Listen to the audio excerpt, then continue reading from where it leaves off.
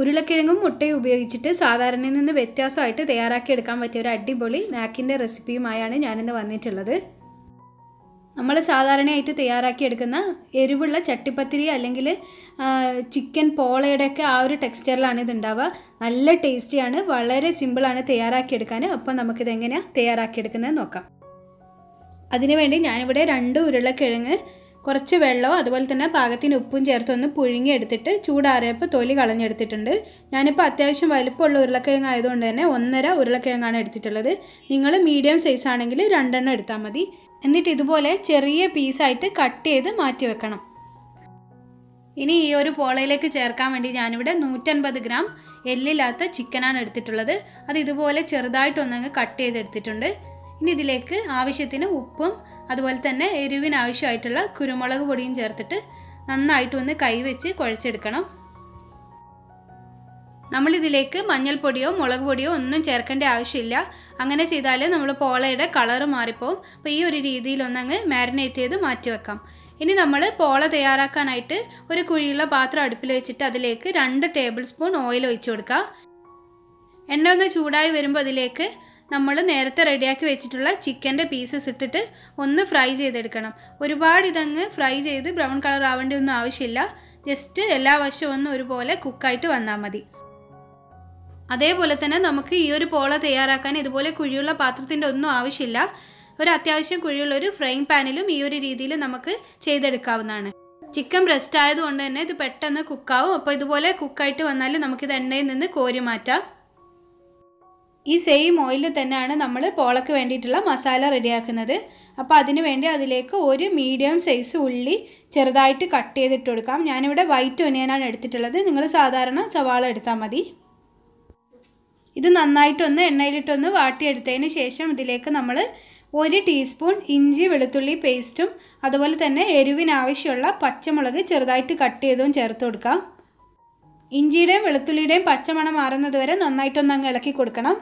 നിങ്ങൾക്ക് എരിവ് കൂടുതൽ ആവശ്യമാണെങ്കിൽ കൂടുതലായിട്ട് പച്ചമുളക് ചേർത്ത് കൊടുക്കാം. നല്ലപോലെ ഈ ഒരു രീതിയിൽ ഒന്നങ്ങ് മൂപ്പിച്ചെടുത്തതിന് ശേഷം നമുക്കിതിലേക്ക് 1/2 ടീസ്പൂൺ ഗരം മസാല പൊടി ചേർത്ത് കൊടുക്കാം. ഈ ഒരു പോളയിലേക്ക് നമ്മൾ ഈ ഒരു പൊടി മാത്രമേ ചേർക്കുന്നുള്ളൂ, മറ്റുള്ള പൊടികളൊന്നും തന്നെ ചേർക്കുന്നില്ല. തീ നന്നായിട്ട് കുറച്ച് വെച്ച് നന്നായിട്ടൊന്ന് ഇളക്കി കൊടുത്തതിന് ശേഷം ഇതിലേക്ക് നമ്മൾ നേരത്തെ ചെറുതായിട്ട് കട്ട് ചെയ്ത് വെച്ചിട്ടുള്ള ഉരുളക്കിഴങ്ങ് ചേർത്ത് കൊടുക്കാം. 5 മുട്ടയുടെ കണക്കിലുള്ള പോളയുടെ അളവുകളാണ് ഞാനിവിടെ പറയുന്നത്. ഇനി ഇതെല്ലാം കൂടെ നന്നായിട്ടൊന്നങ്ങ് മിക്സ് ചെയ്തെടുക്കണം. വലിയ കഷ്ണങ്ങൾ ഉണ്ടെങ്കിൽ ഇതുപോലെ സ്പൂണ് വെച്ചിട്ടൊന്നങ്ങ് ഉടച്ചു കൊടുത്താൽ മതി. ഈ ഒരു സമയത്ത് നമുക്ക് തീ വേണമെങ്കിൽ ഒന്ന് കൂട്ടി വെക്കാം. അതായത് നമ്മൾ ചേർത്തിട്ടുള്ള ഉരുളക്കിഴങ്ങ് ഒന്ന് മൊരിഞ്ഞ് വരണം. നമ്മളിത് കവർ ചെയ്ത് വെക്കേണ്ട ഒന്നും ആവശ്യമില്ല. ഇതേപോലെ തുറന്ന് വെച്ചിട്ട് തന്നെ ഒന്നങ്ങ് റോസ്റ്റ് ചെയ്തെടുത്താൽ മതി. അപ്പോൾ നന്നായിട്ടൊന്നങ്ങ് റോസ്റ്റായി വന്നാൽ ഇതിലേക്ക് ആവശ്യത്തിന് ഉപ്പ് ചേർത്ത് കൊടുക്കാം. നമ്മൾ ഉരുളക്കിഴങ്ങ് വേവിക്കുമ്പോൾ ഉപ്പ് ചേർത്താണ്, അതുകൊണ്ട് ശ്രദ്ധിച്ചിട്ട് ചേർക്കണം. എന്നിട്ട് നന്നായിട്ടൊന്നങ്ങ് മിക്സ് ചെയ്ത് കൊടുക്കാം. ഈ ഒരു രീതിയിൽ നമ്മൾ നന്നായിട്ടൊന്നങ്ങ് മിക്സ് ചെയ്ത് കൊടുത്തതിന് ശേഷം ഇതിലേക്ക് ഒരു മീഡിയം സൈസ് തക്കാളി ചെറുതായിട്ട് കട്ട് ചെയ്തതും അതുപോലെ തന്നെ കുറച്ച് മല്ലിയില ചെറുതായിട്ട് കട്ട് ചെയ്തതും കൂടെ ചേർത്ത് കൊടുക്കാം. ഇനി ഇതിലേക്ക് നമ്മൾ നേരത്തെ കുക്ക് ചെയ്ത് വെച്ചിട്ടുള്ള ചിക്കൻ്റെ പീസസും കൂടെ ചേർത്ത് കൊടുത്തതിന് ശേഷം എല്ലാം കൂടെ നന്നായിട്ടൊന്നങ്ങ് മിക്സ് ചെയ്തെടുക്കണം. ചിക്കനും ഉരുളക്കിഴങ്ങും എല്ലാം ഒന്ന് യോജിച്ച് വരുന്നത് വരെ നന്നായിട്ടൊന്നങ്ങ് മിക്സ് ചെയ്ത് കൊടുക്കാം. തീ നന്നായിട്ടൊന്നങ്ങ് കുറച്ച് വെച്ചിട്ട് നമുക്ക് ഈ ഒരു സമയത്ത് തന്നെ ഒരു മിക്സിംഗ് ബൗളിലേക്ക് 5 മുട്ട പൊട്ടിച്ചൊഴിച്ച് കൊടുക്കാം.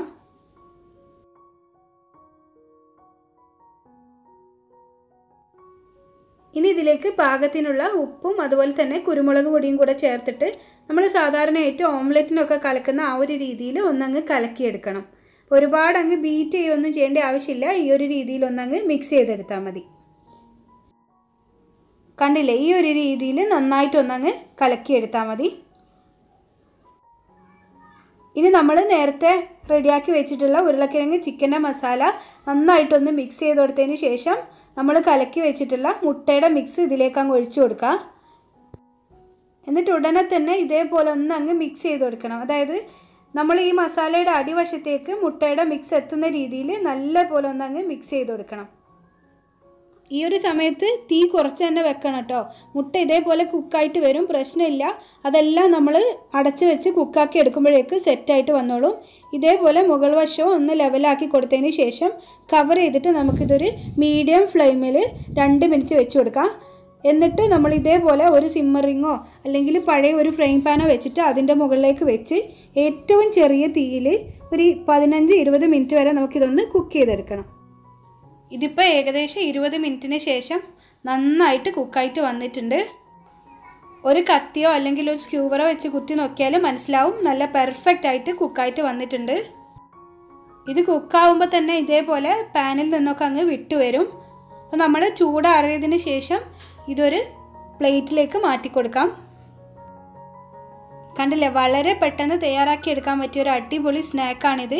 ഈ ഒരു രീതിയിലോ അല്ലെങ്കിൽ ഇതുപോലെ മറിച്ചിട്ടതിന് ശേഷമോ നമുക്കിതങ്ങ് കട്ട് ചെയ്തിട്ട് സെർവ് ചെയ്യാം. കണ്ടോ, നല്ല ടേസ്റ്റിയാണ്, നല്ല പെർഫെക്റ്റ് ആയിട്ട് കുക്കായിട്ട് വന്നിട്ടുണ്ട്.